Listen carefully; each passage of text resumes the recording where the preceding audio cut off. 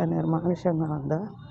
ఇక్కడ ఒకటి మీకు ఇంట్రెస్టింగ్ కరమైన ఒక వీడియో ఒకటి చూపిస్తాను. దిస్ వన్ దీన్ని చూసారా? దీన్ని చూస్తే మీకు ఏమనిపిస్తుందో చెప్పండి.